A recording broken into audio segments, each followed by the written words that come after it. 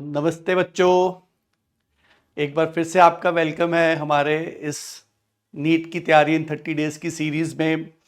आज जो हम आपके लिए चैप्टर लेके आए हैं उसका नाम है सिंपल हार्मोनिक मोशन, एसएचएम भी बोलते हैं इसको बच्चे। ये चैप्टर ना हमें केवल एग्ज़ाम में डायरेक्ट मार्क्स दिलवाता है, बल्कि ये आने वाले दो मेजर यूनिट्स जिसका नाम है वेव्स एंड वेव ऑप्टिक्स, उसका ये फाउंडेशन बनता है।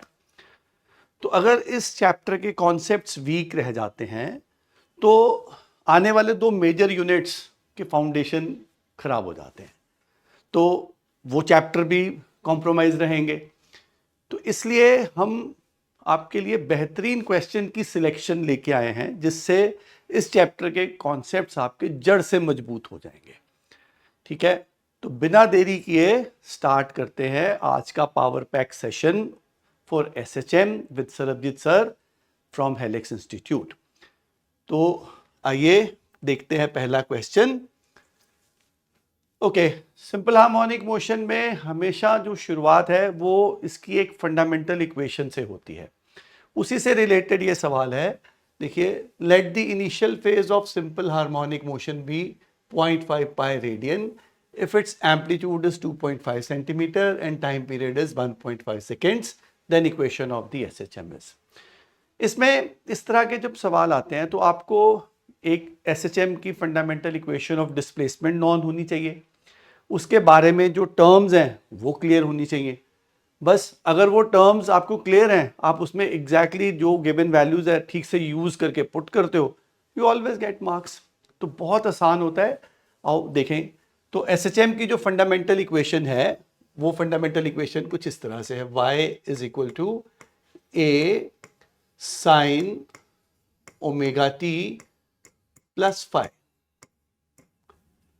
अब आपको बस इस इक्वेशन में कौन सी टर्म क्या रिप्रेजेंट करती है ये बिल्कुल क्लियरली नॉन होना चाहिए। तो इसमें जो ये y है, this y is called as displacement from mean position, जिसके अबाउट एसएचएम हो रहा है, वहीं से इसका ये डिस्प्लेसमेंट है। और जो a है, a को बोलते हैं amplitude, a is called amplitude. Amplitude जो है वो है मैक्सिमम डिस्प्लेसमेंट। ठीक है, it is maximum displacement from mean position. अब इसको लेके एग्जामिनर बहुत बार चीजें घुमा के पूछता है, बच्चे बहुत कंफ्यूज होते हैं इसमें, पर ये है बहुत आसान। देखो, इसमें है क्या कि आपको एम्पलीट्यूड लेना है फ्रॉम मीन पोजीशन, और जो मीन पोजीशन है वो हर बार ओरिजिन पे ही होएगी ये नहीं है। फॉर एग्जांपल, जैसे मान लो एक कोई सिंपल हार्मोनिक मोशन हो रहा है ओरिजिन के अबाउट, ये लेटर से y है, y इज इक्वल टू 0 और ये y इज इक्वल टू 5 है, इस साइड पे y इज इक्वल टू -5 है। पार्टिकल 0 से चलता है, 5 जाता है, फिर 0 आता है, फिर -5, फिर 0। तो मतलब जो ऑसिलेशन है वो 0 के अबाउट हो रही है, 5, 0, -5 एंड सो ऑन। तो मीन पोजीशन ओरिजिन पे है और मैक्सिमम 5 तक जाता है, तो इसका एम्पलीट्यूड, इसका डिस्प्लेसमेंट है वो 5 है, that is equal to 5। But ये कंपल्सरी नहीं है हर बार कि जो मीन पोजीशन है वो ओरिजिन। अगर मान लो ये एक लाइन है, इस लाइन में ये तो y0 है, यहां पे y का वैल्यू से 10 है, ये y का वैल्यू 12 है, ये y का वैल्यू 8 है। जो पार्टिकल है वो 10 से 12, वापस 10, फिर 10 से 8 और 8 से वापस 10, वो ऑसिलेट कर रहा है, पर अब वो 10 के अबाउट ऑसिलेट कर रहा है। 10 से 12 जाता है, फिर वापस 10 आता है, फिर यहाँ पे 8 चला जाता है, फिर वापस 10 आता है। तो मीन पोजीशन अब ओरिजिन पे है ही नहीं।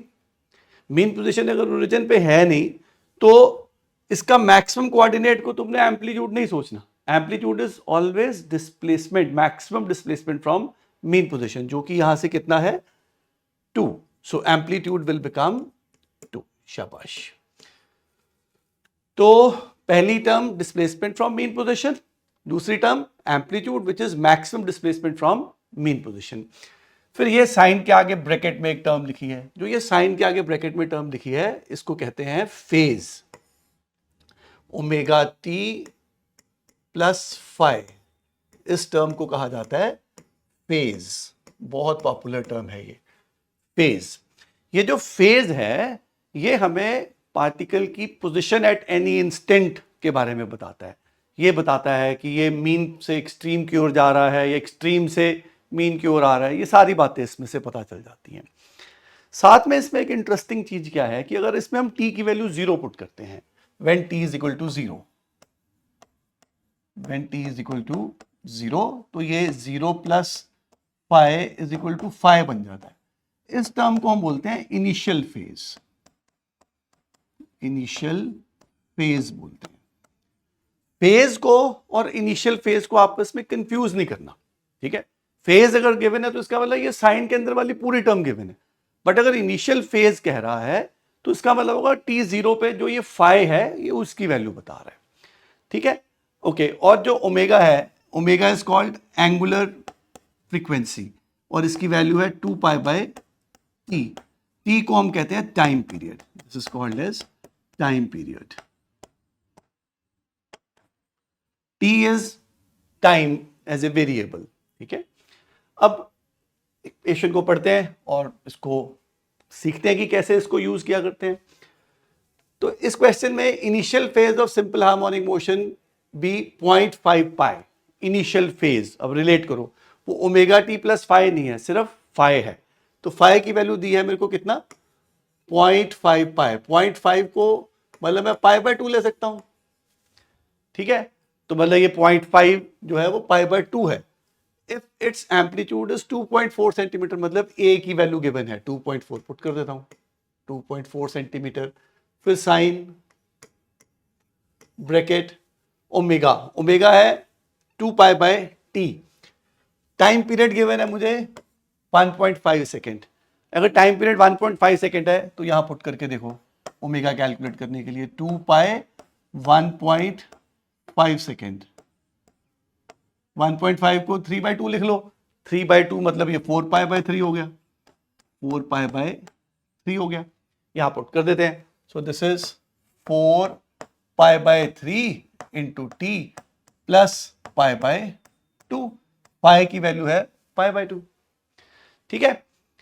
अब जब हम इसको पुट कर देते हैं तो अब थोड़ा सा ट्रिग्नोमेट्री, थोड़ा सा लिटिल बिट ऑफ मैथ्स इस चैप्टर में आपको रिक्वायर्ड है, ठीक है। तो मैं आपको स्ट्रांगली ये रिकमेंड करूंगा SHM वेव्स, इसका नेक्स्ट यूनिट, इनको पढ़ने के लिए कुछ बेसिक हमें ट्रिग्नोमेट्री के फॉर्मूलाज आने चाहिए।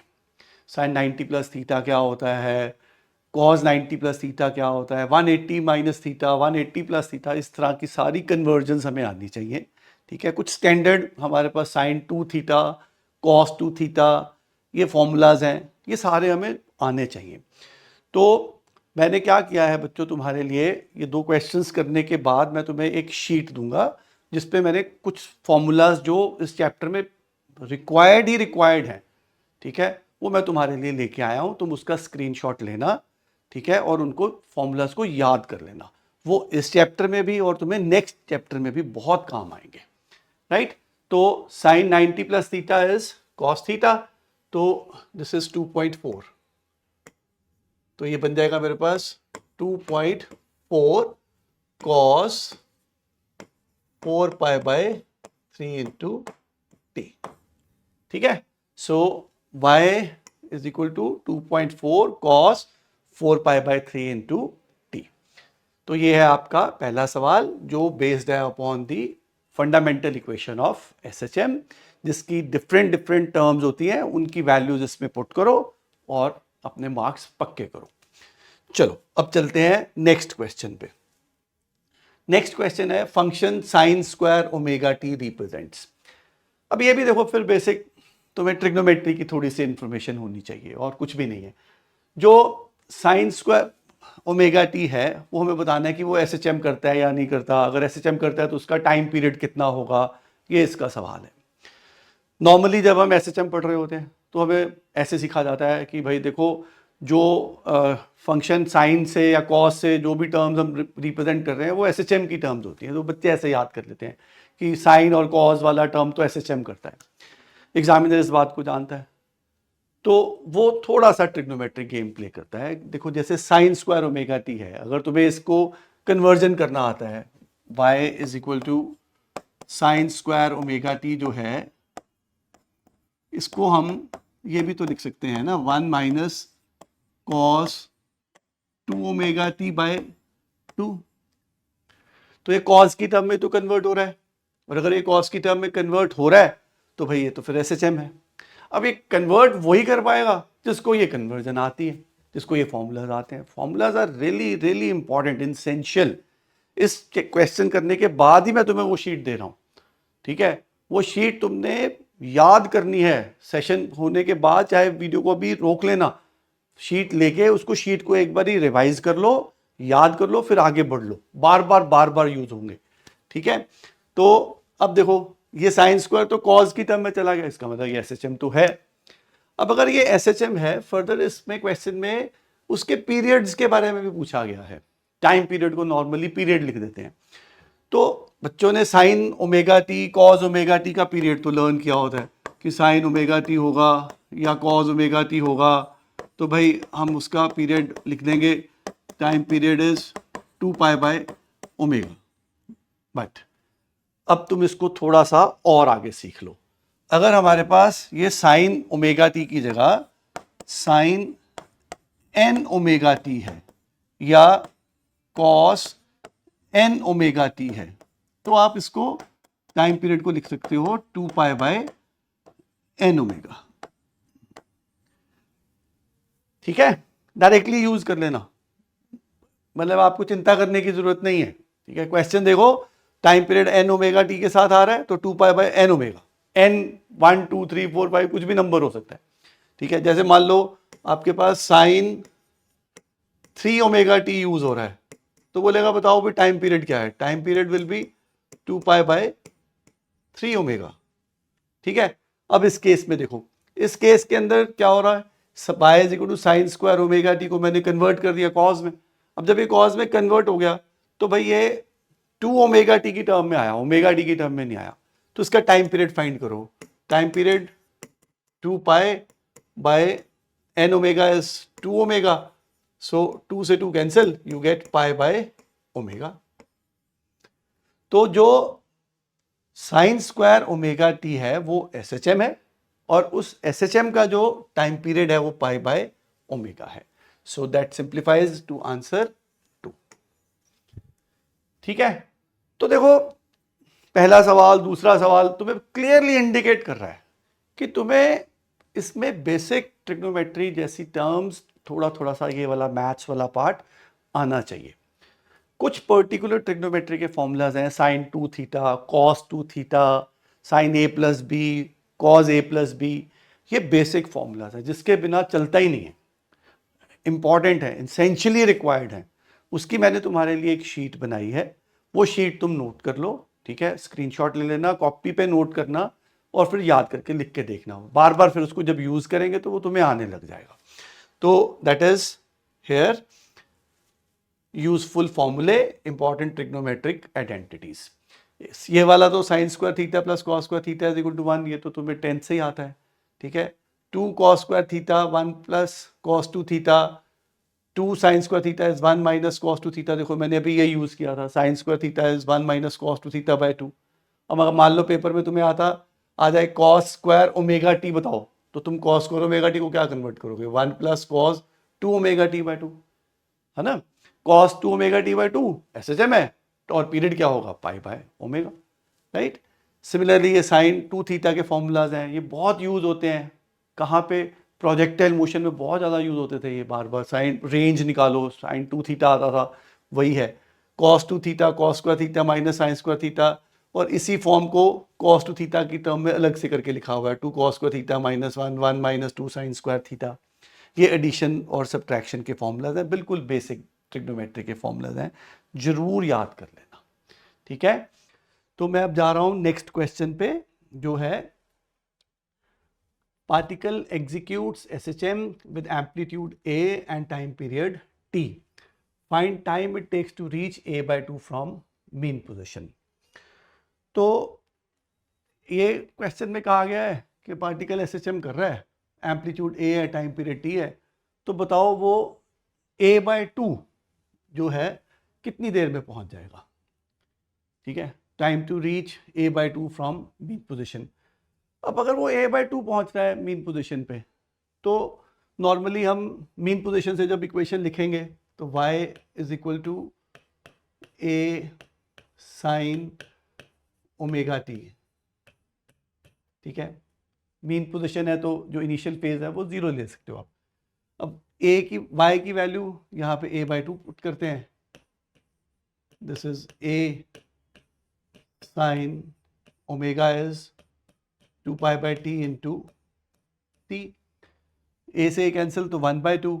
तो अब यहाँ sine 2π/t into t is equal to half 1/2। तो बताओ बच्चों फिर साइन की वैल्यू हाफ कब आती है? ज़्यादातर बच्चों का इम्पल्सिवली एक आंसर होता है कि 30 डिग्री पे आती है।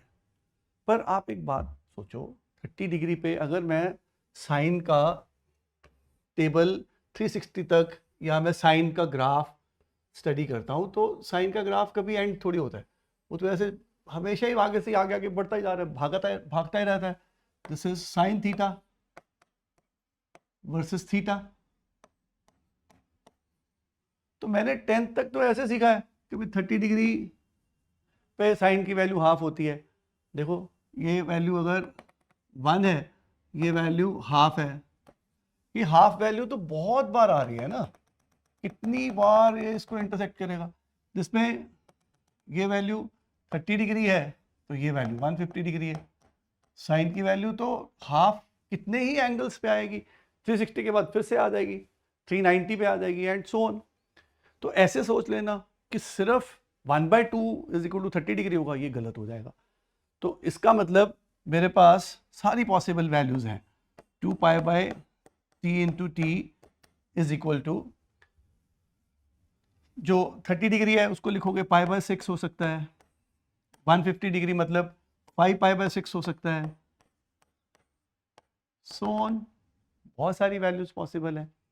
तो अगर मैं फर्स्ट वैल्यू देखता हूँ, फर्स्ट वैल्यू कंपेयर करूँ, t, पाई कैंसिल किया तो t की वैल्यू आ गई t/12, और दूसरी वैल्यू t की क्या पॉसिबल हो रही है, देखो 5π/6 से कंपेयर करो, पाई से पाई कैंसिल तो t की वैल्यू बन रही है मेरे पास 5t/12।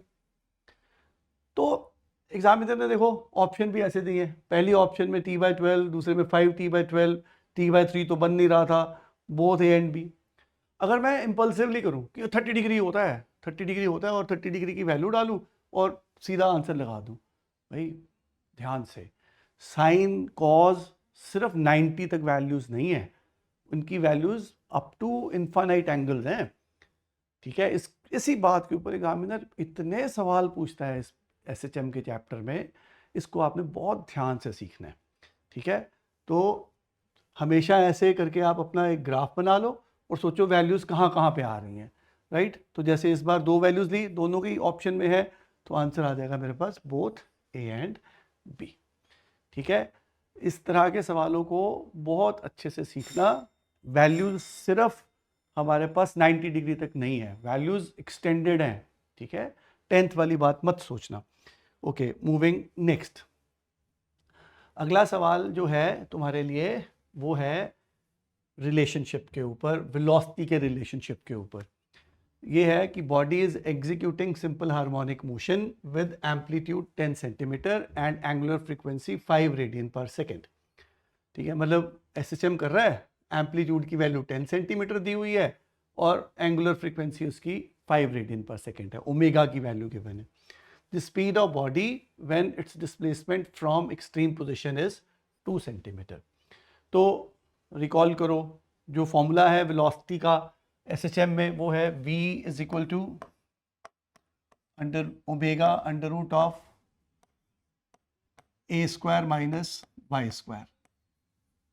ठीक है, जिसमें ओमेगा की वैल्यू कितनी है 5 रेडियन पर सेकेंड, ओमेगा की वैल्यू है 5 radian per second, under root amplitude is given which is 10 centimetre. अब इस पे y कितना है, speed when extreme position is 2 centimetre. देखो जो ये यहाँ पे y है ना, y होता है हमारे पास displacement from mean position. Examiner NEET के पेपर में इस तरह का बहुत ज़्यादा गेम प्ले कर जाता है। क्या गेम है देखो, speed of body when it's displacement from extreme position is 2 centimetre. तो इसका मतलब ये तो y मीन पोजीशन से है ही नहीं, ये तो एक्सट्रीम पोजीशन से बता रहा है। पर व्हाट यू नो कि भाई मीन से लेके एक्सट्रीम तक का डिस्टेंस 10 सेंटीमीटर का है जो क्वेश्चन में दिया हुआ है। अब एक्सट्रीम से अगर वो 2 सेंटीमीटर पास में आ गया तो मीन से तो उसका डिस्टेंस केवल 8 ही बचा। तो y की वैल्यू यहाँ पे 2 नहीं है, y की वैल्यू इस केस में क्या होनी चाहिए, 10 - 2 8। बस यही सारी सिचुएशन है, -8 का स्क्वायर। सो दिस इज 5, 100 - 64 36, 36 का √6, यू गेट 30। क्योंकि ये सारा सेंटीमीटर में था तो सेंटीमीटर पर सेकेंड। ध्यान से इस बात को फिर से नोटिस में लेके आओ अपने पास। क्वेश्चन जब कर रहे होगे तो इस फॉर्मूला से बेस जब क्वेश्चन करते हो तो y यहाँ पे डिस्प्लेसमेंट फ्रॉम मीन पोजीशन है, नॉट फ्रॉम एक्सट्रीम पोजीशन। अगर एक्सट्रीम पोजीशन से तुम्हें वैल्यू दी हुई है तो एम्पलीट्यूड से माइनस करके पहले y की वैल्यू ऑब्टेन कर लो, ठीक है। So this is 30, answer is 30 centimetre per second, right. Now going to the next question. The acceleration versus time graph of a particle executing SHM is shown above. Amplitude of SHM is तो देखो बच्चों, graph का सवाल तो आप मान के चलो हर बार SHM से रिलेट करके पूछने का एग्जामिनर का ट्रेंड ही है। और ग्राफ के सवाल को बहुत अच्छे से सीख लो, क्योंकि ये नहीं तो इसके जैसा बहुत कॉमनली पूछा जाता है, ठीक है। तो जो एक्सेलेरेशन वर्सेस टाइम ग्राफ है, इसमें देखो हमें जो एक्सेलेरेशन है उसकी मैक्सिमम वैल्यू नॉन है। एक्सेलेरेशन की मैक्सिमम वैल्यू का फॉर्मूला क्या होता है, मैग्नीट्यूड का बताना है खाली, इट इज ω² A। अब ग्राफ से इंफॉर्मेशन एक्सट्रैक्ट करके क्वेश्चन सॉल्व करना है। मैक्सिमम वैल्यू, ग्राफ को रीड करो, ग्राफ कहाँ से कहाँ तक वेरी कर रहा है, 10 से जाके -10 तक जा रहा है। तो ऑफकोर्स 10 से लेके -10 जा रहा है, फिर वापस 10 आ रहा है। तो इसका मतलब इसका जो ये पीक वैल्यू है, जो ये मैक्सिमम वैल्यू है, वो ए की मैक्सिमम वैल्यू गिवन है एज ए 10। पुट कर देते हैं इसको 10। अब सवाल आ गया ओमेगा, ω²। ओमेगा कैसे निकालोगे, omega angular frequency is again 2π/t। T is time period. Time period इस ग्राफ से एक्सट्रैक्ट करना है। कैसे करूं, टाइम पीरियड वो टाइम है जिसके बाद से वैल्यू फिर से रिपीट हो जाती है। 10 से चला था, -10 गया, फिर वापस यहाँ पे आके फिर से 10 हो रहा है। इसका मतलब ये ग्राफ ऐसे ही आगे कंटिन्यू कर रहा होगा। इसका मतलब ये वैल्यू रिपीट हो रही है इस कोऑर्डिनेट एक्सिस पे। देखो टाइम के एक्सिस पे ये 2 सेकेंड के बाद रिपीट हो रही है। तो 2 सेकेंड जो है वो उसका टाइम पीरियड है। तो वैल्यू पुट करते हैं इसको, this is π/2 π/2, 2 cancel, so omega की वैल्यू तो पाई आ गई। कितना सिंपल है, देखो आपको बस ग्राफ को रीड करना आना चाहिए, राइट। ω² मतलब π², और एम्पलीट्यूड मेरे को फाइंड करना है। So what is going to be amplitude, it is 10/π²। 10/π² मतलब ये रहा आंसर, है ना। तो ग्राफ को देख के घबराना नहीं है। इनफैक्ट ग्राफ का क्वेश्चन तो बहुत इजी होता है, राइट। ग्राफ से बस इंफॉर्मेशन एक्सट्रैक्ट करनी आनी चाहिए। एक वाई एक्सिस है और एक एक्स एक्सिस पे। वाई एक्सिस वाली टर्म वाई से रीड कर लो, एक्स एक्सिस वाली एक्स से रीड कर लो। यहाँ एक्स एक्सिस पे टाइम था, टाइम पीरियड जितने में रिपीट हो रहा है उसके बारे में था, right. Okay, now moving to next question. Next question is a particle executing SHM has maximum velocity alpha and maximum acceleration beta. Time period of oscillation shall be. तो देखो इससे पहले वाले में हमने मैक्सिमम वैल्यू ऑफ एक्सेलेरेशन के बारे में बात की। अब इस सवाल में मैक्सिमम वेलोसिटी भी बोल रहा है और मैक्सिमम एक्सेलेरेशन भी बोल रहा है। तो मतलब मेरे को मैक्सिमम वैल्यू के दोनों फॉर्मूलाज नोन होने चाहिए। तो मैक्सिमम वेलोसिटी जो है, मैक्सिमम वेलोसिटी का फॉर्मूला है ओमेगा ए मैग्नीट्यूड, और एक्सेलेरेशन मैक्सिमम जो है दैट इज ω²A। अब क्वेश्चन में कह रहा है कि जो मैक्सिमम वेलोसिटी है वो अल्फा है, सो इसको अल्फा लिख देता हूँ, और मैक्सिमम एक्सेलरेशन है वो है बीटा, राइट। अब अगर मेरे को एम्पलीट्यूड फाइंड करना है तो फिर तो मैं ओमेगा को एलिमिनेट करूं, और अगर मुझे टाइम पीरियड फाइंड करना है, टाइम पीरियड फाइंड करने के लिए मैं एम्पलीट्यूड को एलिमिनेट करूं, पर टाइम पीरियड आएगा कहाँ से? टाइम पीरियड तो ओमेगा से आता है, omega is nothing but 2π/t। तो क्या करोगे, इन दोनों को डिवाइड कर दो, डिवाइड करो, सबसे आसान है।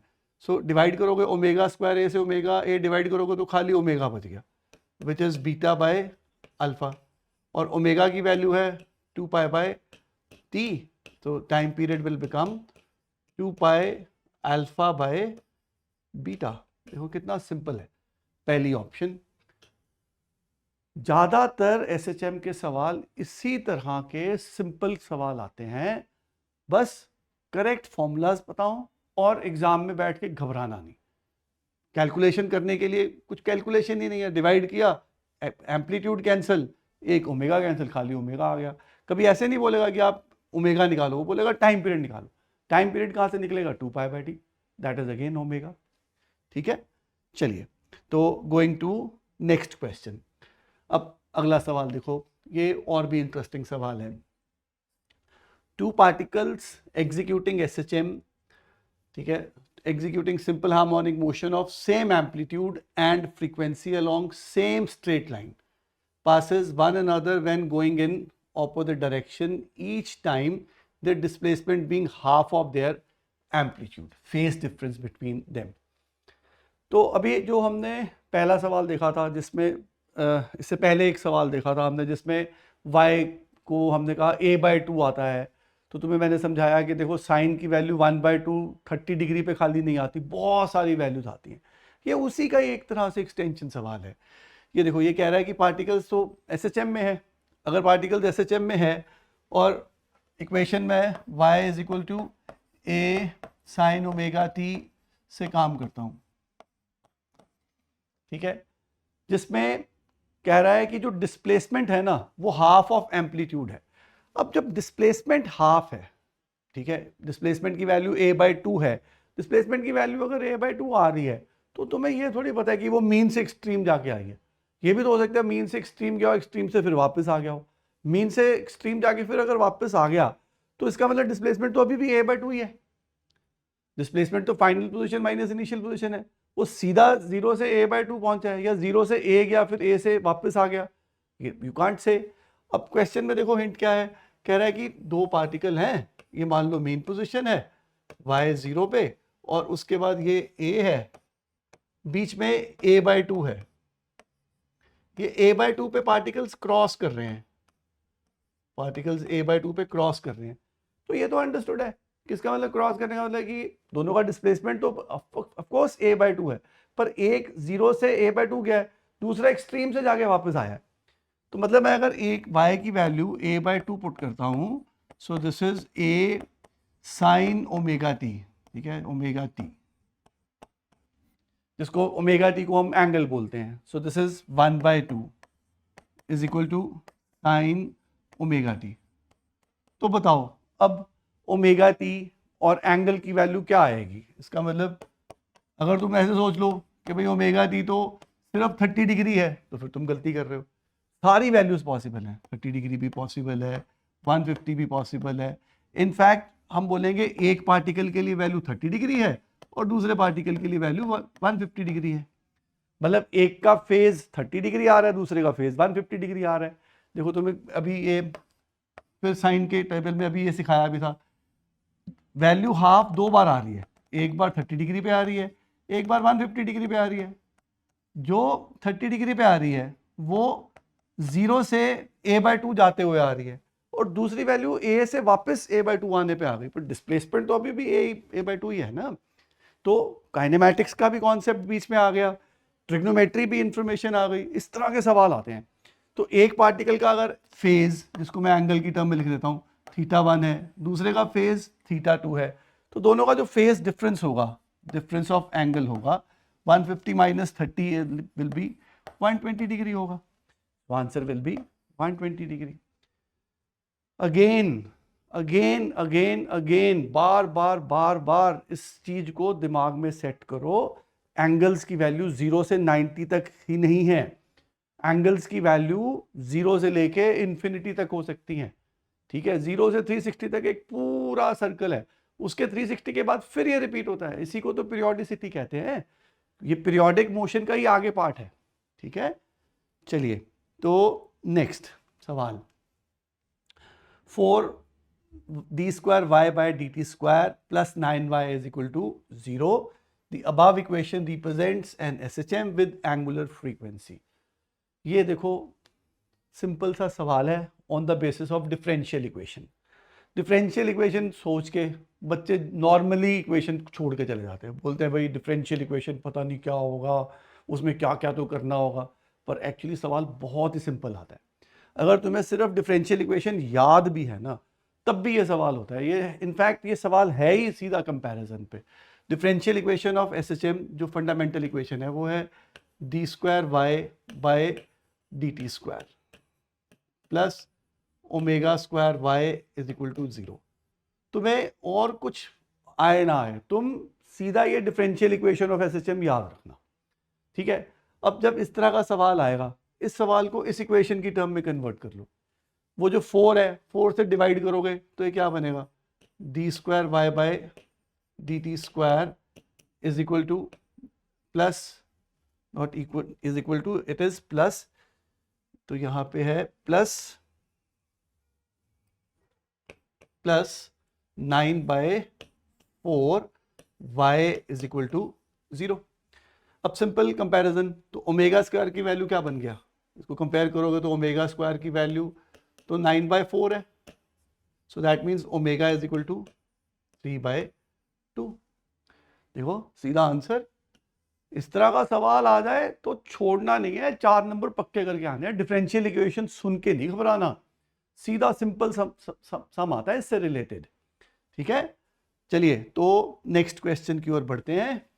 Okay, the force constant of linear harmonic oscillator is 3 × 10⁴ newton per metre, amplitude is 0.1 metre and total energy is 200 joule, then its minimum potential energy, maximum kinetic energy, इसके बारे में पूछा हुआ है।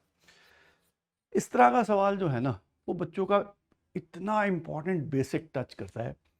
कॉमन मिस्टेक है, बच्चों को ये लगता है कि जो पोटेंशियल एनर्जी होती है उसकी मिनिमम वैल्यू तो 0 होती है।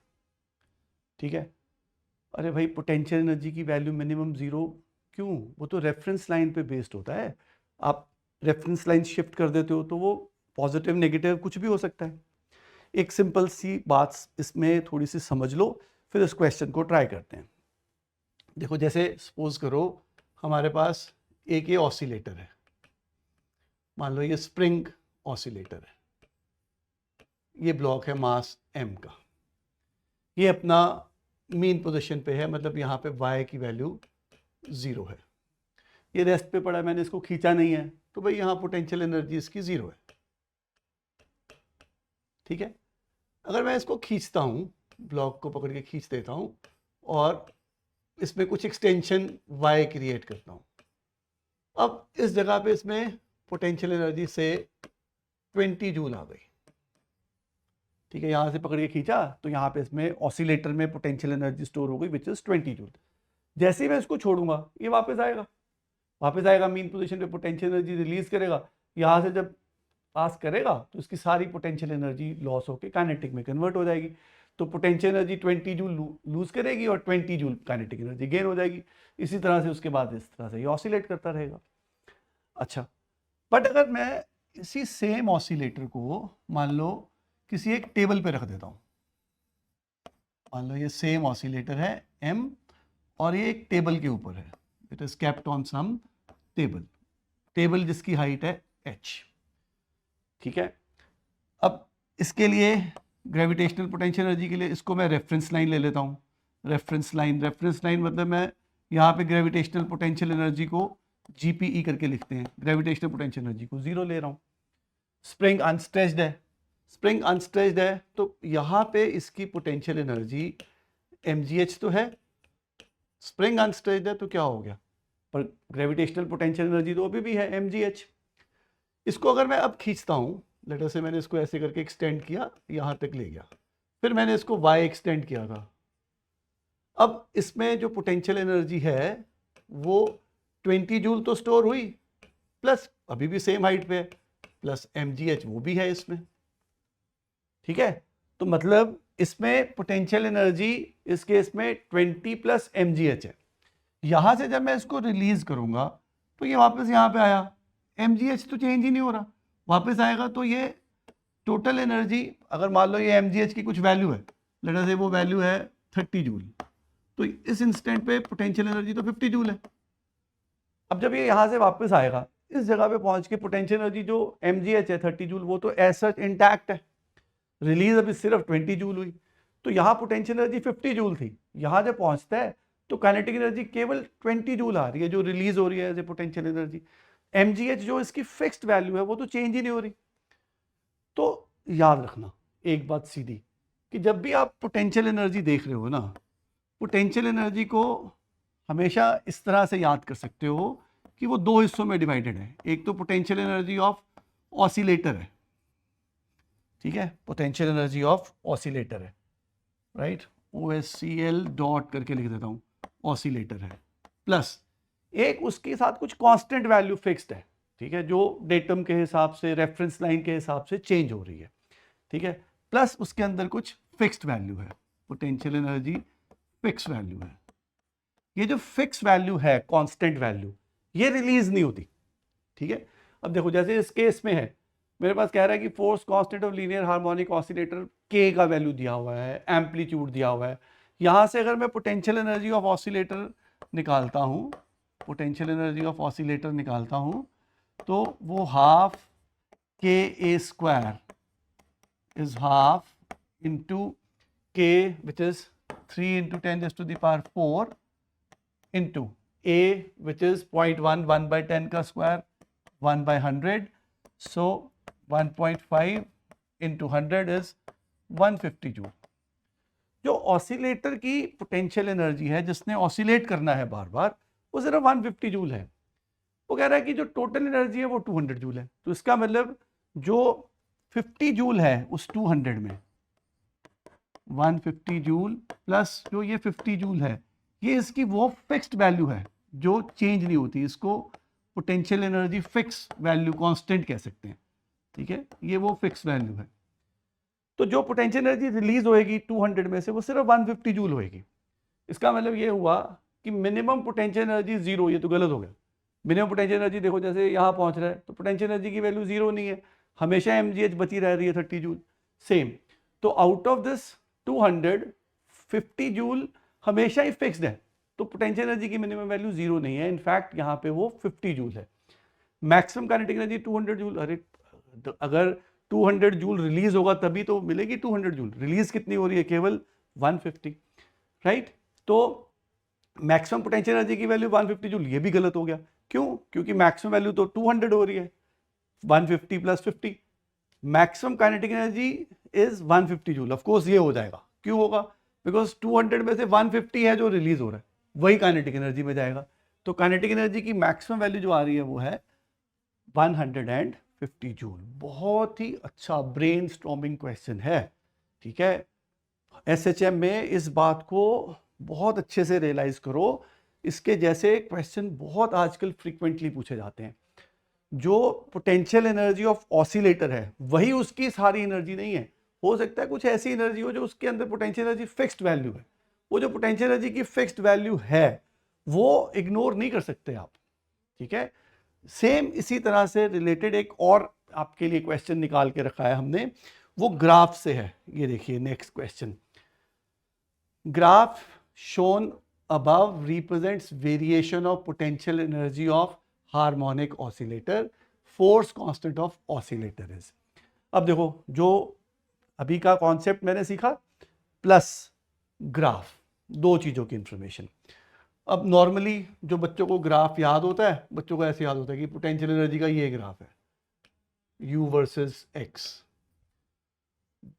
क्यों? क्योंकि हमारा नॉर्मल जो एक एटीट्यूड है इसको हम ऐसे ही मान के चलते हैं कि पोटेंशियल एनर्जी की वैल्यू जो है मिनिमम जीरो होती है। बस इस चीज को आपने चेंज करना है। यहाँ देखो पोटेंशियल एनर्जी की मिनिमम वैल्यू 0.5 जूल दिखाई है, मैक्सिमम वैल्यू 2.5 जूल दिखाई है। तो इसका मतलब जो ऑसिलेटर है उसमें डेफिनेटली 2.5 जूल एनर्जी है, ठीक है। टोटल एनर्जी जो है उसकी 2.5 जूल है, पर जिसमें से 0.5 जूल हमेशा फिक्स्ड वैल्यू है।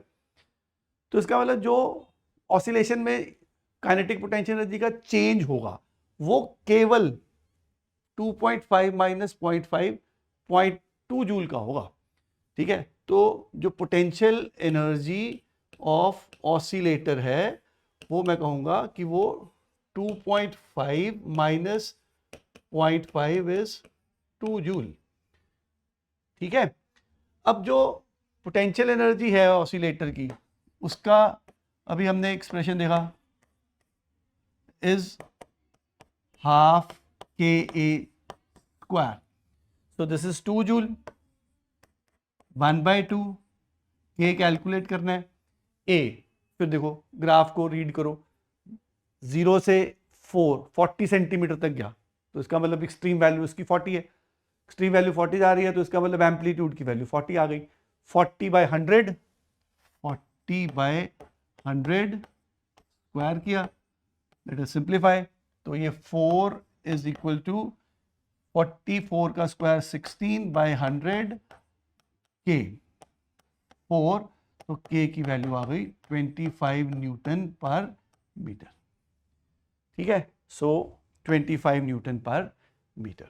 तो अगेन बच्चों very very important information, potential energy के जब तुम सवाल करोगे इस तरह के, ये बात ध्यान में रखना, पोटेंशियल एनर्जी जो है वो हमेशा मिनिमम वैल्यू 0 होती है, ये अपने दिमाग से निकाल दो।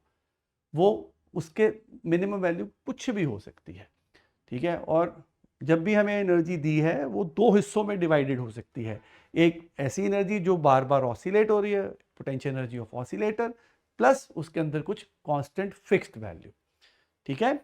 Right, now going to next question.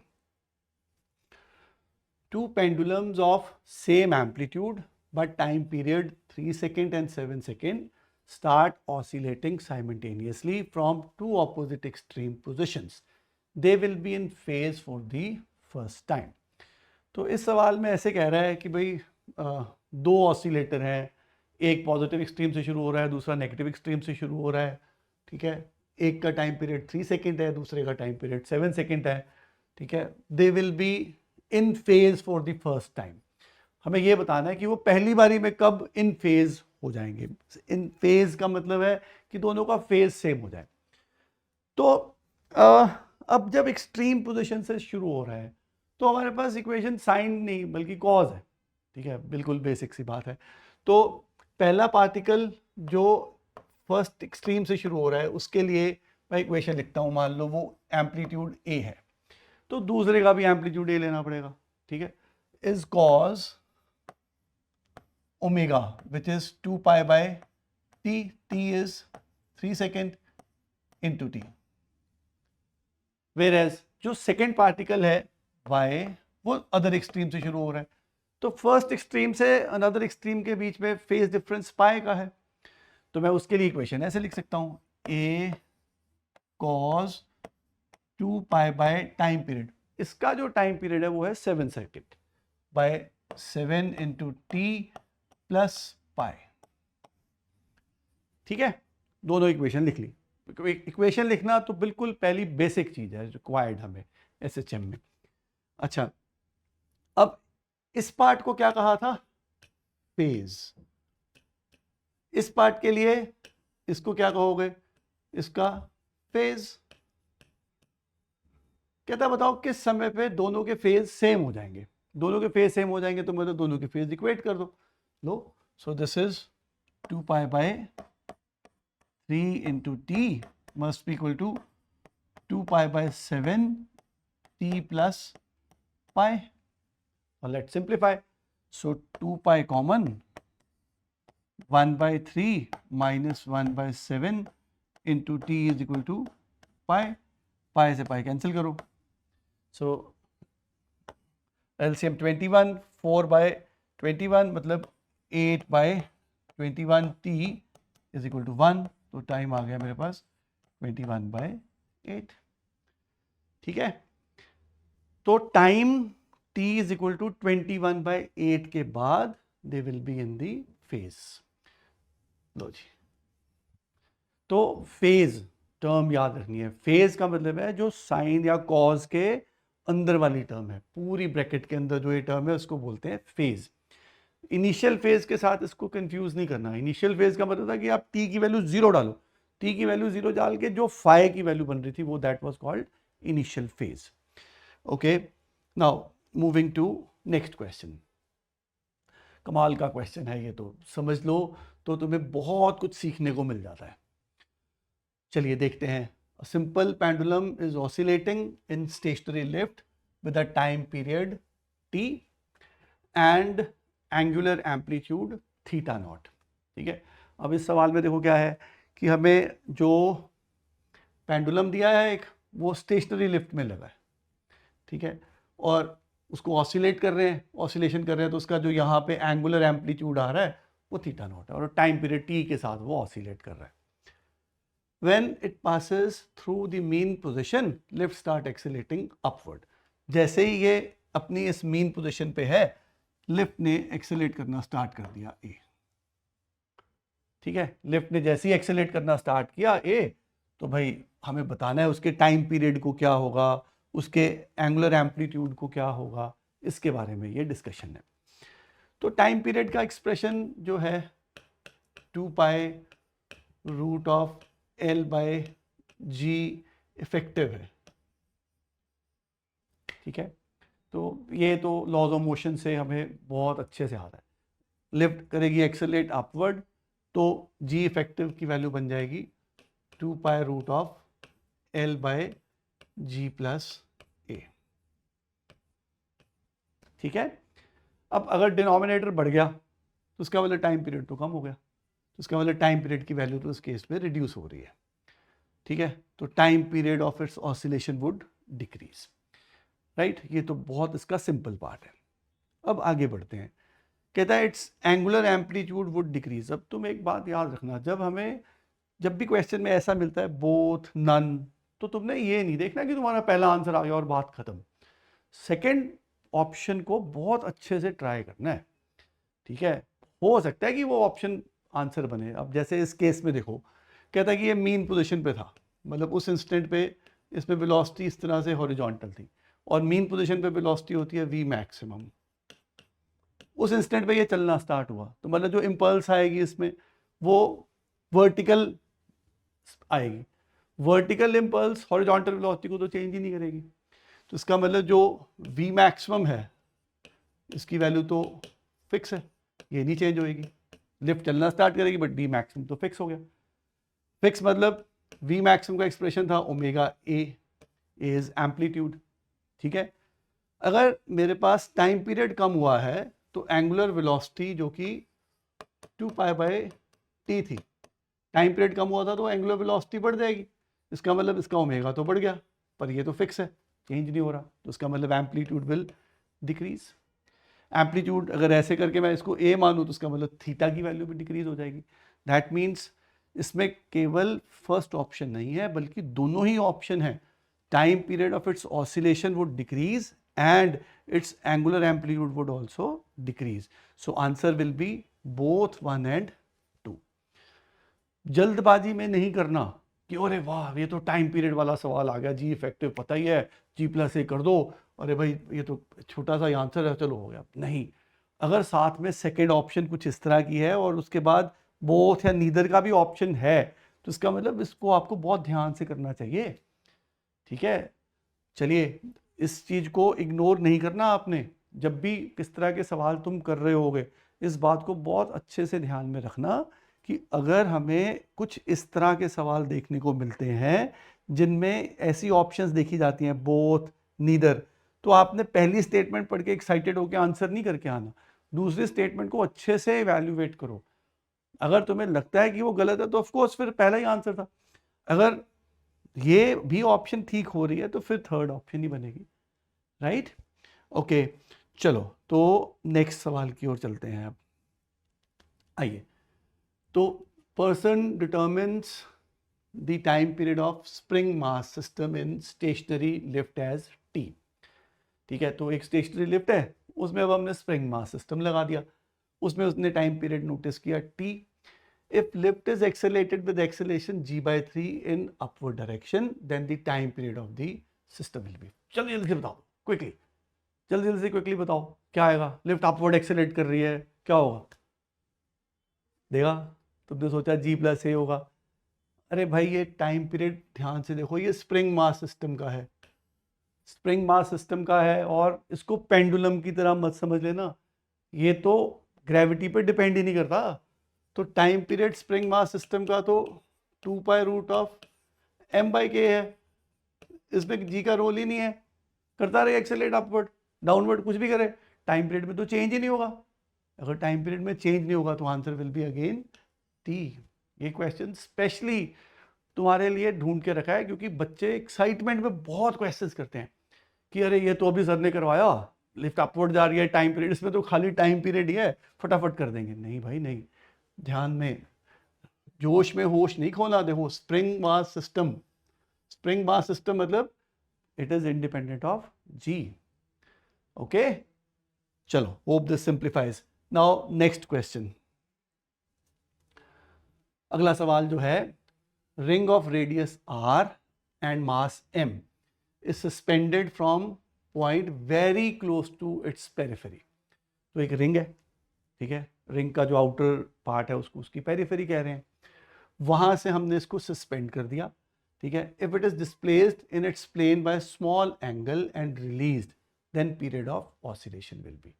तो देखो, ऑसिलेशन के जब हम टाइम पीरियड्स निकालते हैं तो कॉमन हमारे पास सिंपल पेंडुलम है, तो इसमें एक लेंथ है, उसके साथ बॉब है जिसको हम ऑसिलेट कर रहे हैं। ठीक है, बट अगर हम किसी रिजिड बॉडी को लेते हैं और रिजिड बॉडी को सेट इनटू स्मॉल ऑसिलेशन करते हैं, तो वो सिंपल पेंडुलम नहीं है, उसको क्या कहा जाता है? उसको कहा जाता है कंपाउंड पेंडुलम। ठीक है, any rigid body set into oscillations is compound pendulum.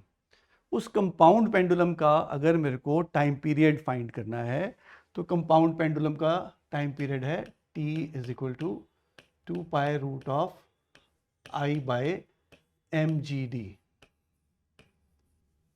I जो है, जो अभी हमने कुछ दिन पहले चैप्टर पढ़ा, rotational motion, I is moment of inertia, MOI, moment of inertia.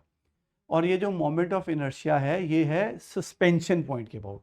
हर बार इसको CG के अबाउट नहीं लेना, not necessarily every time about CG, जहाँ पे सस्पेंड किया है उसी पॉइंट के अबाउट है। तो इसका डायग्राम देखो, this is ring suspended very close to the suspension point, और अब इसको मैंने सेट इनटू ऑसिलेशन किया, ये ऐसे करके ऑसिलेट कर रहा है। ठीक है, तो इस एक्सिस के अबाउट इसका मेरे को मोमेंट ऑफ इनर्शिया पता होना चाहिए। जब एक्सिस CG से पास करता है, इस तरह से CG में से पास करता है, तो उसका मोमेंट ऑफ इनर्शिया है mr²।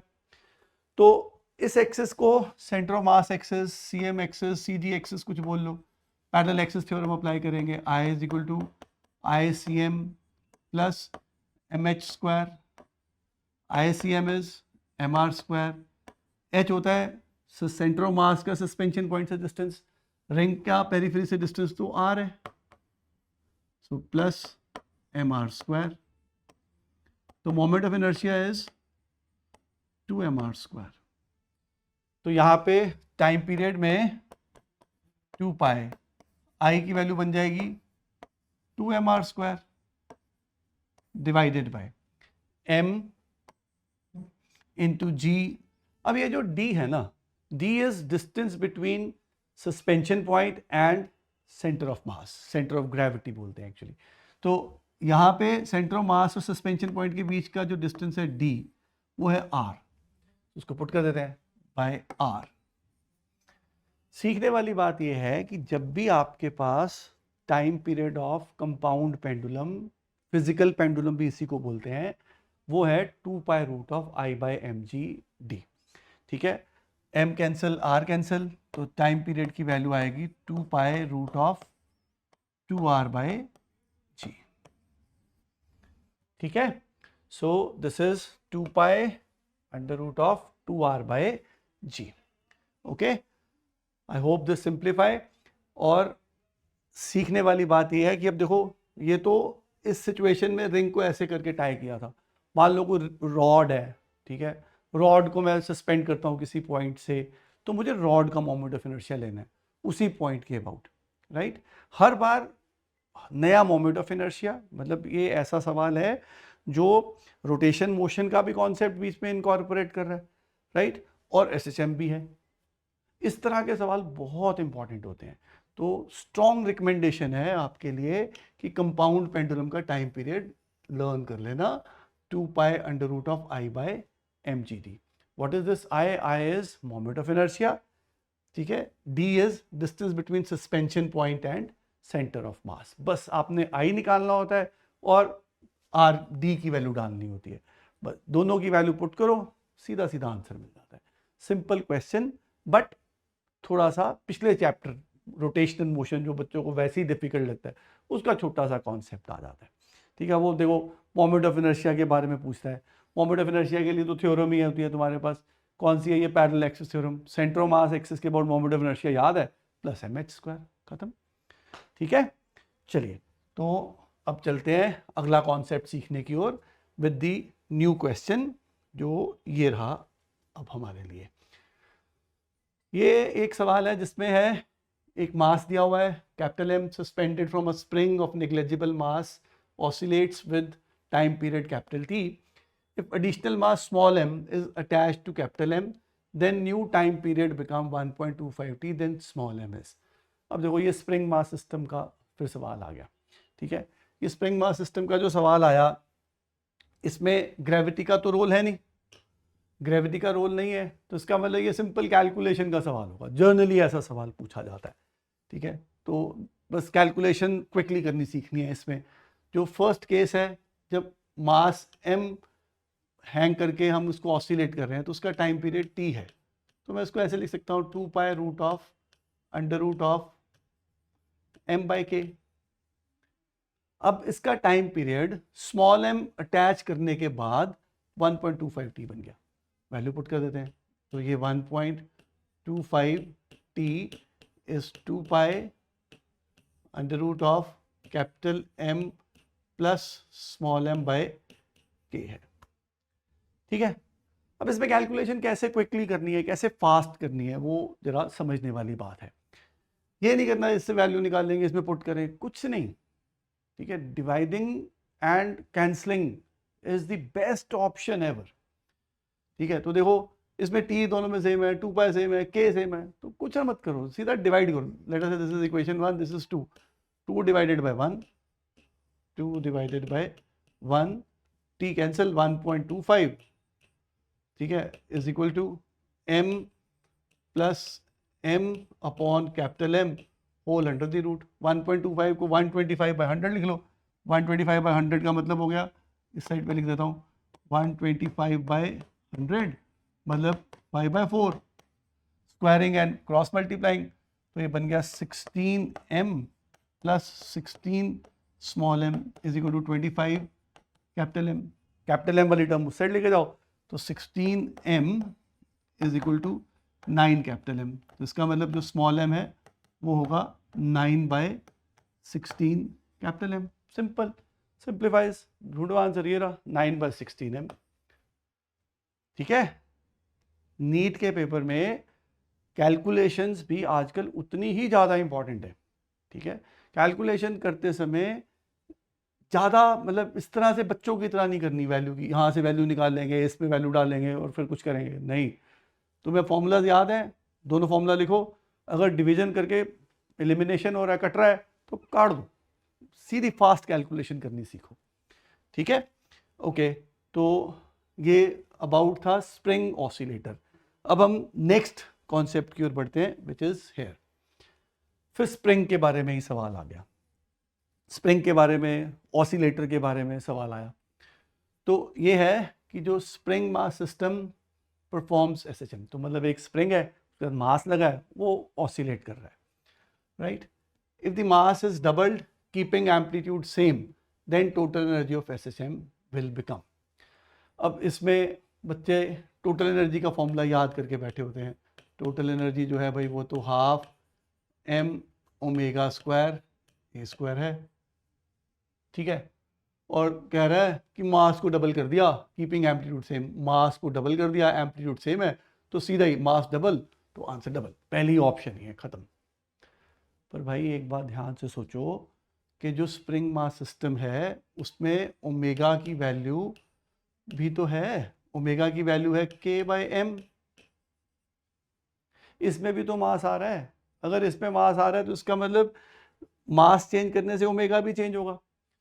पुट करते हैं इसको, so half m omega square put करोगे तो ये बन गया k by m a square, m cancel, so total energy की वैल्यू तो हाफ के ए स्क्वायर है।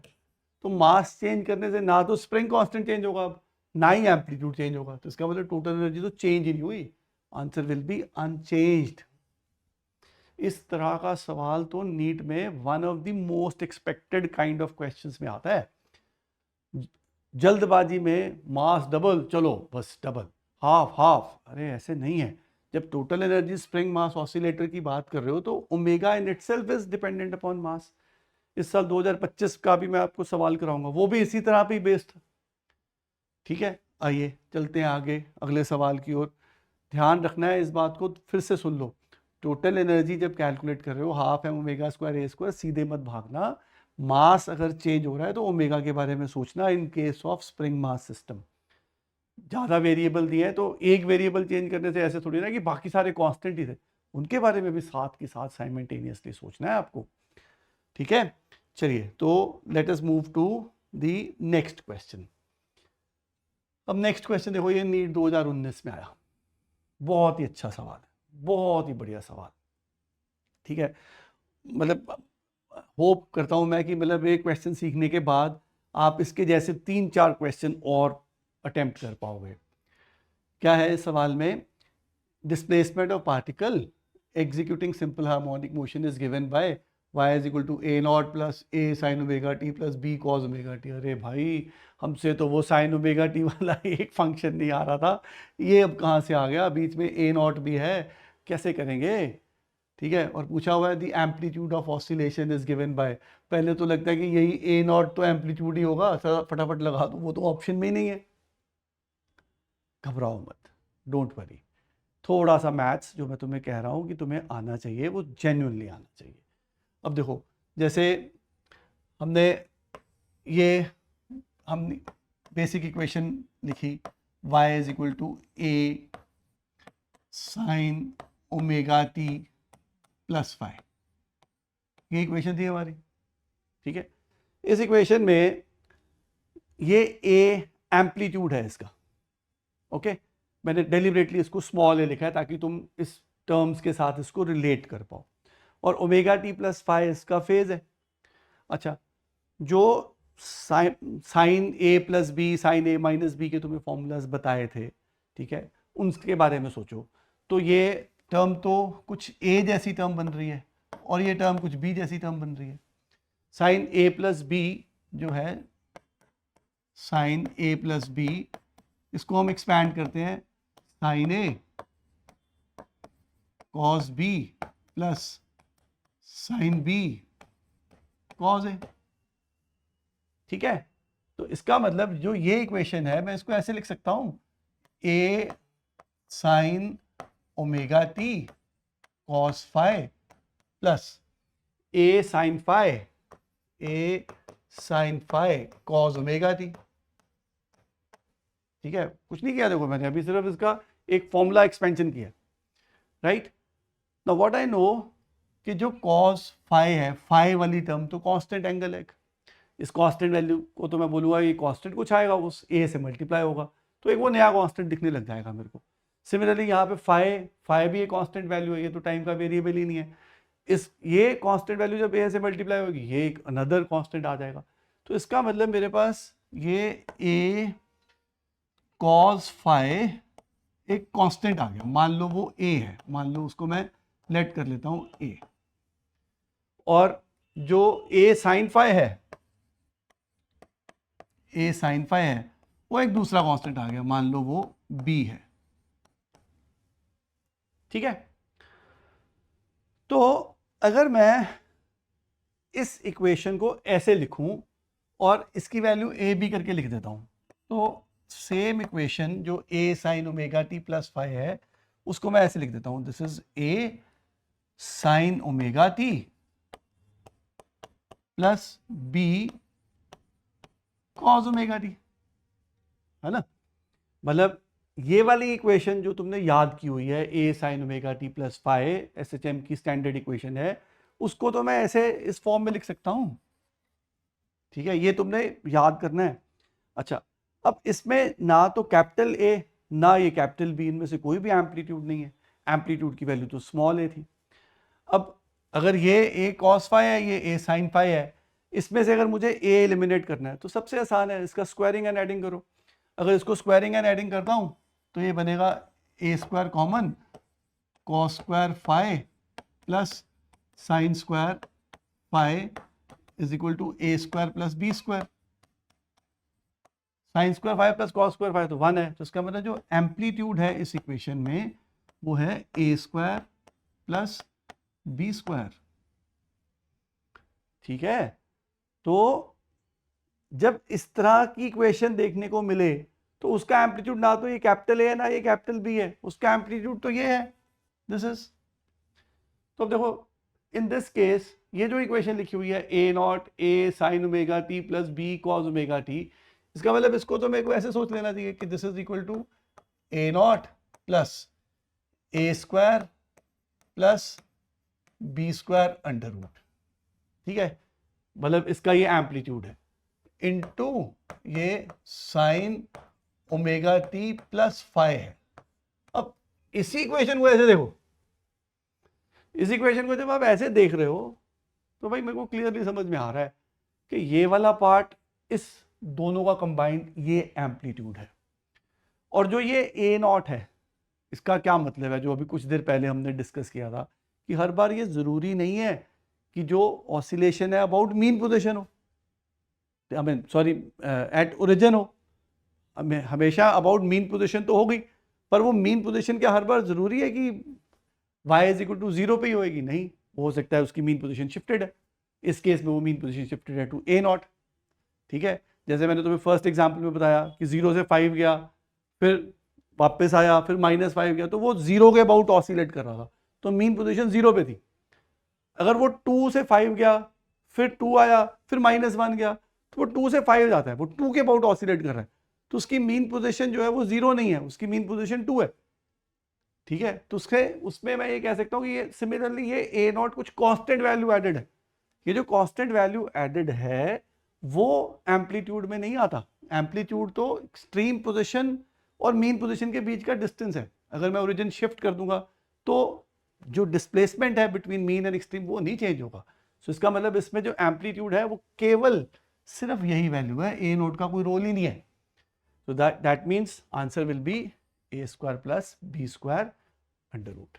तो देखो कितना इंपॉर्टेंट इंफॉर्मेशन यहाँ से निकल के आता है कि हमें डायरेक्टली इक्वेशन के साथ काम हम नहीं कर सकते, हमें थोड़ा सा उसके साथ रिलेटेड ट्रिग्नोमेट्री, कैसे साइन कॉस कन्वर्जन होती हैं, कैसे हम एक्सपैंड कर सकते हैं, साइन ए प्लस बी का फॉर्मूला कैसे लगा सकते हैं, 1 प्लस कॉस 2 थीटा क्या है, 1 माइनस कॉस 2 थीटा, जो नॉर्मल सिचुएशन में नीट जैसे पेपर तक हमें फॉर्मूलाज की ज़रूरत होती है। इसलिए मैंने तुम्हें कहा था कि वो फॉर्मूलाज ज़रूर याद कर लेना। आई होप तुमने उसका स्क्रीनशॉट लिया होगा, नहीं लिया तो वीडियो बैक करना, प्रॉमिस करो वीडियो बैक करना और वहाँ पे पॉज करके वो फिर से तुम उसका स्क्रीनशॉट लेना। It is actually going to help you. अगर तुम्हें वो बेसिक मैथ तुम्हारे माइंड में नहीं सेट हुआ तो ये वाला चैप्टर मुश्किल हो जाएगा। बिल्कुल सिंपल ट्रिग्नोमेट्री के कुछ फॉर्मूलाज हैं जो बार बार यूज होते हैं, प्लस साथ में ये बात आपको ध्यान से बार बार इंप्लीमेंट करनी है कि वैल्यू जैसे sine theta is equal to half, तो थीटा 30 डिग्री ही होगा, ऐसा नहीं है, एंगल कहीं तक भी एक्सटेंडेड है। ठीक है, एंगल सिर्फ 90 डिग्री तक नहीं है, जो तुमने टेबल में छोटी क्लासेस में सीखा 90 तक, ऐसा नहीं है, वैल्यू जाती है अप टू इन्फिनिटी। ठीक है, एंगल आप 0 से लेके इन्फिनिटी तक बना लो, राइट। चलो आगे बढ़ते हैं। Two identical point masses P and Q suspended from two separate massless springs of constant K1 and K2 respectively oscillates vertically if their maximum speeds are same ratio of AQ versus AP of the amplitude AQ of mass Q and that of AP of mass P is। ये इस साल तुम्हारा NEET 2025 का सवाल है, इसी साल ये क्वेश्चन आया था। ठीक है, तो PYQ हम आपके लिए सोच रहे थे कि कौन से रखें, तो इसमें ये दो नीट 2025 के क्वेश्चंस हैं जो हमें लगा कि आपको पता होने चाहिए। ऑल्दो ये मुझे लगता है कि सबसे आसान सवाल कैटेगरी में फॉल करता है, बट स्टिल तो बिल्कुल सिंपल है कि देखो मैक्सिमम स्पीड दी हुई है दो पार्टिकल्स की जो ऑसिलेट कर रहे हैं, और कैसा सिस्टम है, again it is spring mass system, spring constants दिए हुए हैं, राइट। मैक्सिमम स्पीड जो है दैट इज ओमेगा ए। ठीक है, मैक्सिमम स्पीड जो है वो है ओमेगा ए। वो दोनों पार्टिकल के लिए सेम है, तो इसका मतलब मैं ऐसे लिख देता हूं कि जो omega of P, A of P and omega of Q and A of Q जो होगा वो सेम होगा। It means omega P by omega Q is equal to A Q by A P है। ठीक है, A Q by A P जो तुमसे question पूछा हुआ है, रेशो बताओ। देखो फिर से रेशो पर आ गया ना, जो कैलकुलेशंस हैं वो रेशो इस तरह से बहुत पूछी जाती है बिकॉज सब ईजी होता है, आप बस डिवाइड करो, वैल्यू घट गई, दूसरी वैल्यू यूज हो जाएगी। So A Q by A P is omega P by omega Q. अब फिर से ओमेगा जो था एंगुलर वेलोसिटी जो है, angular frequency omega is root of K by M है। ठीक है, इस केस में दोनों में मास की वैल्यू सेम है, मास की वैल्यू सेम है तो मतलब omega P by omega Q को मैं के पी बाय के क्यू लिख सकता हूं, पर के पी की वैल्यू डायरेक्टली बोलेगी कि ये तो K1 है और Q वाले की वैल्यू Q2 है, एक K2 है, तो इसका मतलब this is K1 by K2। So simple answer, so this is K1 by K2 का अंडर रूट, फोर्थ ऑप्शन। ठीक है, मैक्सिमम वेलोसिटी का फॉर्मूला हो आपको नॉन, और उसके बाद बस आपने रेशो लेनी है, सिंपल। अगेन ओमेगा की वैल्यू फिर से सीधा नहीं सोच लेना कि बस ओमेगा है 2 पाई बाई टी, ओमेगा की वैल्यू यहाँ पे root of K by M है, स्प्रिंग मास ऑसिलेटर में बार बार यूज होती है। देखो हम जो क्वेश्चंस कर रहे थे उन्हीं क्वेश्चंस में कितनी बार ये वैल्यू यूज हो गई, right. Okay, now going to next question. ये भी नीट 2025 का बहुत अच्छा सवाल है, वेरी गुड, फैंटास्टिक सवाल इसको कह सकते हो। ठीक है, वो सारे सवाल बहुत अच्छे सवाल हो जाते हैं जिनमें कोई और चैप्टर का कॉन्सेप्ट बीच में इनकॉर्पोरेट होकर लग रहा होता है। ठीक है, तो आइए जानते हैं इसके बारे में। In an oscillating spring mass system, spring is connected to a box filled with sand. तो कहता देखो हम ऑसिलेटर बना रहे हैं एक जिसमें एक स्प्रिंग लगा और मास लगा, फिर स्प्रिंग मास सिस्टम आ गया, पर जो ब्लॉक है ना उसमें सैंड भरी हुई है। ठीक है, is connected to the box filled with sand. As box oscillate sand leaks slowly out of the box. अब उसमें से सैंड धीरे धीरे धीरे धीरे निकलती जा रही है, तो बताना है कि भाई बताओ उसकी फ्रीक्वेंसी को क्या होगा, उसका average amplitude of the system कैसे टाइम के साथ चेंज होगा, विच ऑफ फॉलोइंग। ये चार हमें ऑप्शन दी हुई थी ग्राफ्स की टर्म में, ये हमें प्रोडिक्ट करनी है। तो मतलब काइंड ऑफ ये सिचुएशन ऐसे हो गई कि ये एक मेरे पास स्प्रिंग है, इसके साथ ब्लॉक लगा हुआ है, और अब ये जो ब्लॉक है ना वो सैंड से भरा हुआ है, राइट। इसको हमने ऑसिलेट करना स्टार्ट किया, राइट। जब ये ऑसिलेट कर रहा है तो इसमें से ये सैंड लीक कर रही है। ठीक है, is sand leaks slowly out of the box. तो जैसे जैसे सैंड लीक कर रही है तो ऑफकोर्स मास इसका चेंज होता जा रहा है। तो जो अभी फिर से वही ओमेगा जो है दैट इज रूट ऑफ के बाय एम। तो मास अगर कम होता जा रहा है, डिनोमिनेटर कम होता रहा, तो ओमेगा तो भाई इसका बढ़ेगा। ओमेगा बढ़ गया तो इसका मतलब देखो पहले ग्राफ में भी ओमेगा बढ़ाया हुआ है, दूसरे में भी बढ़ाया हुआ है, तीसरे में भी बढ़ाया हुआ है, फोर्थ में नहीं बढ़ाया, और फोर्थ तो मतलब सीधा ही बाहर है, ये तो ऑप्शन है ही नहीं। ठीक है, अब सवाल है कि एम्पलीट्यूड को क्या होता है। एम्पलीट्यूड को क्या होता है आइए जानते हैं। अब ये जो सैंड है it is leaking out slowly, leaking out slowly. तो अगर जब जब इसमें से बाहर निकल रही है तो ये वेरिएबल मास सिस्टम बन गया। वेरिएबल मास सिस्टम में हमने लॉज ऑफ मोशन में पढ़ा है कि थ्रस्ट लगती है, ठीक है। थ्रस्ट फोर्स जिसका एक्सप्रेशन है u rel d m by d t, हमारे लॉज ऑफ मोशन के लेक्चर्स में आप देख सकते हो ये सब, ठीक है। तो rel u rel d m by d t, जो ये यू रेल है ये relative velocity of the mass है फ्रॉम द सिस्टम। सिस्टम यहाँ पे ब्लॉक है जिसमें से ये जो सैंड है वो स्लोली लीक करती जा रही है। तो अगर एक किसी भी चीज़ को हम ड्रॉप करते हैं, लेटर से मैं इस पेन को अपने हाथ से ड्रॉप करता हूँ, ड्रॉप किया तो इसकी इनिशियल वेलोसिटी क्या होती है? सारे बच्चे बोलते हैं उसकी वेलोसिटी तो जीरो होती है। अरे ऐसा नहीं है, इसकी जीरो वेलोसिटी तब है अगर मैं रेस्ट पे हूँ, ठीक है। जब पेन मेरे हाथ में है तो पेन की वही वेलोसिटी है जो मेरी वेलोसिटी है। मैं रेस्ट पे हूँ तो पेन को छोड़ूंगा, मतलब मैंने इसको कोई एडिशनल फोर्स नहीं लगाया, तो मेरी वेलोसिटी जीरो थी, तो पेन को ड्रॉप करने पे पेन की वेलोसिटी भी जीरो है। पर लेटर से मैं एक ट्रेन में जा रहा हूँ, ट्रेन में मेरी स्पीड जो है वो से 50 किलोमीटर पर आवर है। मैंने हाथ ऐसे बाहर निकाला विंडो से, मेरे हाथ में पेन है, पेन की भी तो स्पीड उस समय 50 किलोमीटर पर आवर है। इसको ड्रॉप कर रहा हूँ तो इनर्शिया यही तो कहेगा कि भाई इसमें इसकी वेलोसिटी भी वही है जो तुम्हारे हाथ की वेलोसिटी थी। Newton's law of motion, first law of inertia. तो इसका मतलब पेन की वेलोसिटी वही है जो उस पर्सन की है जो उसको ड्रॉप कर रहा है। अगर मेरी वेलोसिटी 50 किलोमीटर पर आ रहा है तो उस पेन की वेलोसिटी भी 50 किलोमीटर पर आ रहा है, ठीक है। तो अब इस केस में जो ये सैंड लीक हो रही है तो इसकी इनिशियल वेलोसिटी जीरो नहीं है, इसकी वो वेलोसिटी है जो इस ब्लॉक की वेलोसिटी है। तो इसका मतलब इसके रिस्पेक्ट में यू रेल जीरो आएगा। अगर यू रेल जीरो आएगा, relative velocity of sand zero आएगी विद रिस्पेक्ट टू मास, तो जैसे जैसे सैंड लीक करेगी वैसे वैसे इस पर थ्रस्ट तो लगेगी नहीं। थ्रस्ट लगेगी नहीं तो फिर इसका मतलब इसकी किसी भी इंस्टेंट में वेलोसिटी तो चेंज नहीं हो सकती। वेलोसिटी नहीं चेंज हो सकती तो इसका मतलब मैं कहूँगा कि इसकी मैक्सिमम वेलोसिटी भी नहीं चेंज हो सकती। मैक्सिमम वेलोसिटी क्या है? ओमेगा ए, तो ये तो कांस्टेंट है। ओमेगा ए अगर कांस्टेंट है, भाई देखो अगर ओमेगा बढ़ रहा है तो ए तो कम होना चाहिए तभी कांस्टेंट होगा। एक टर्म बढ़ रही है तो दूसरी टर्म कम होएगी, तो इसका मतलब अगर ओमेगा बढ़ रहा है तो ए कम होना चाहिए। पहले केस में क्या कह रहा है कि ए तो कांस्टेंट है, तो गलत है भाई, ठीक है। इधर देखो ओमेगा भी बढ़ रहा है और ए भी बढ़ रहा है, ये भी गलत है। यहाँ देखो ओमेगा बढ़ रहा है पर ए कम हो रहा है, दैट इज द आंसर। कितना अच्छा सवाल पूछा, ठीक है। इसमें एसएचएम और साथ में जो लॉज ऑफ मोशन में तुमने सीखा है उसका कॉन्सेप्ट एक साथ आ गया।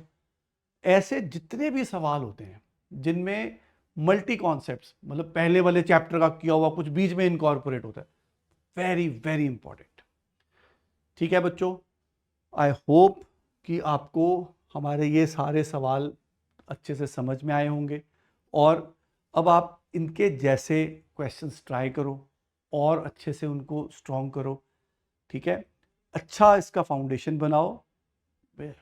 बहुत गुड विशेज़ है आप लोगों के लिए कि आप इस मेरे से ये सीखने के बाद अच्छा पेपर दे के आओ और डॉक्टर बनो, ठीक है। All the best. तो इसी के साथ हमारा आज का ये सेशन ख़त्म होता है। Thank you very much.